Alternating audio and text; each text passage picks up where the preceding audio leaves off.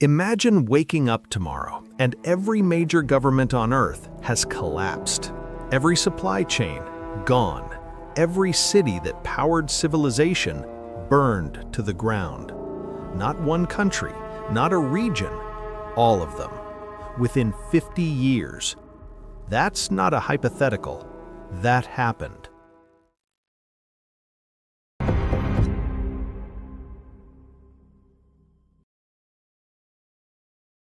Around 1200 BC, the Bronze Age, the most advanced, most interconnected civilization the world had ever seen, collapsed so completely that historians still don't fully understand why. Empires that had stood for centuries vanished almost overnight. Entire cities were abandoned. A writing system used across the Mediterranean, gone for centuries. And right in the middle of it all, a group of warriors the Egyptians could only describe as the Sea Peoples. Who were they? Where did they come from? And did they cause the collapse, or were they running from it? Nobody knows for certain, and that might be the most terrifying part of all. To understand what was lost, you have to understand what existed. By 1200 BC, the Bronze Age world was running like a well-oiled machine. Egypt, under the pharaohs, controlled the Nile Delta and stretched deep into Canaan. The Hittites, out of modern-day Turkey, ruled the largest empire in the Near East. The Mycenaeans dominated Greece and the Aegean. These were the guys who built the palaces, the trade routes, the myths, Homer's warriors, real people. And cities like Ugarit on the coast of modern Syria were basically the New York City of the ancient world, a global trade hub, ships from everywhere, goods from everywhere. These civilizations weren't just surviving, they were thriving. And here's what makes it remarkable. They traded with each other constantly. Copper from Cyprus, tin from Afghanistan, gold from Egypt, grain from Canaan. They had diplomatic letters, treaties, international agreements. They were, in every meaningful sense, a globalized economy. And then, in what archaeologists call one of history's most catastrophic events, it all fell apart. Not slowly, not gradually, fast. Between roughly 1200 and 1150 BC, here's what we know happened. The Mycenaean palace centers, Mycenae, Tiryns, Pylos, were destroyed by fire. Some were abandoned, none were rebuilt. The Hittite Empire, which had fought Egypt to a standstill just decades earlier, simply ceased to exist. Their capital, Hattusa, was burned and never reoccupied. Ugarit, that thriving cosmopolitan hub, was destroyed around 1180 BC. The city was never rebuilt.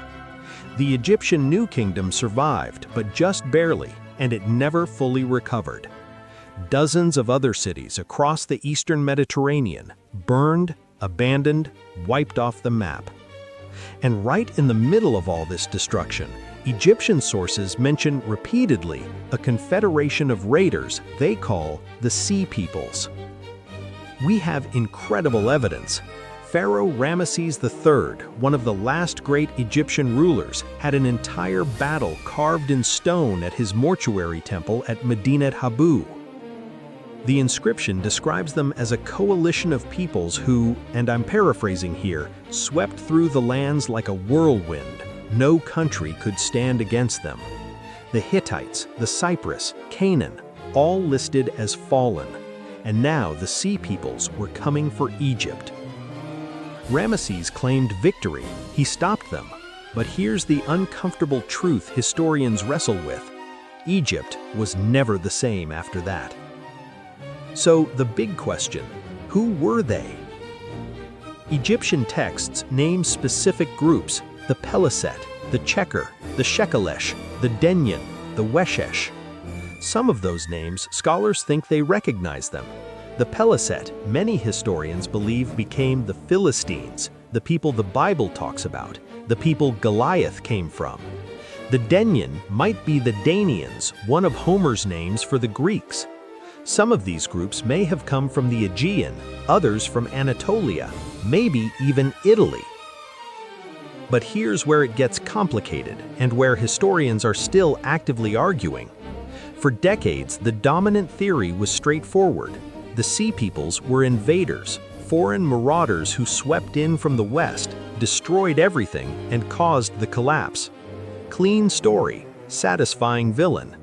Probably too clean. Because newer research suggests something far more complex and, frankly, far more interesting.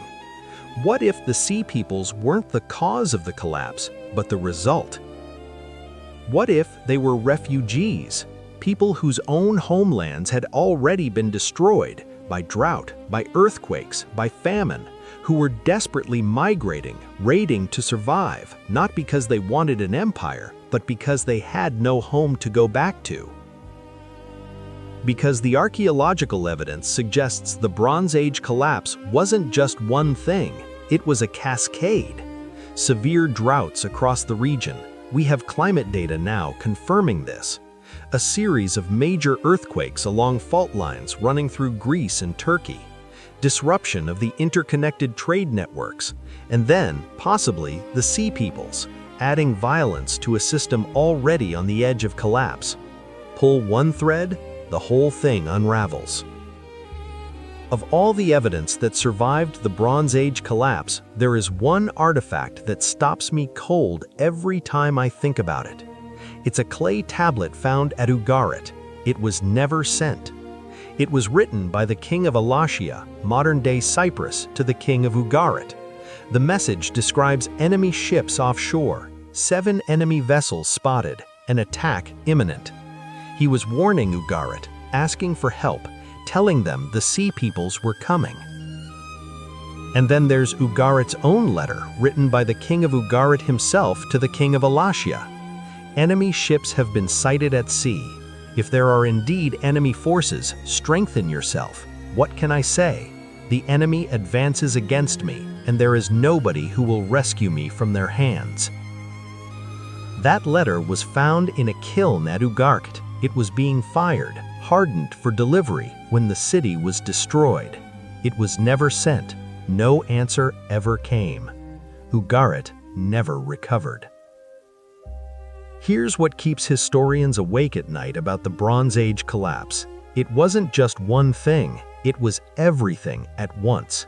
Climate stress, supply chain disruption, mass migration, internal political instability, and external shocks that a strained system simply couldn't absorb. A civilization that was too interconnected to absorb any single failure, because every failure triggered the next one. Sound familiar? We don't know for certain what caused the Bronze Age collapse. We probably never will. We don't know exactly where the Sea Peoples came from. We don't know if they were conquerors, refugees, or both. But we know this: they were real. The destruction was real. And for 400 years after the collapse, the written record of the ancient world goes almost completely silent. 4 centuries of dark ages. Because a civilization nobody thought could fail, failed. The Bronze Age world was more advanced, more connected, more sophisticated than most people realize, and it vanished in a generation. If you want to know what really happened, subscribe, because we're just getting started.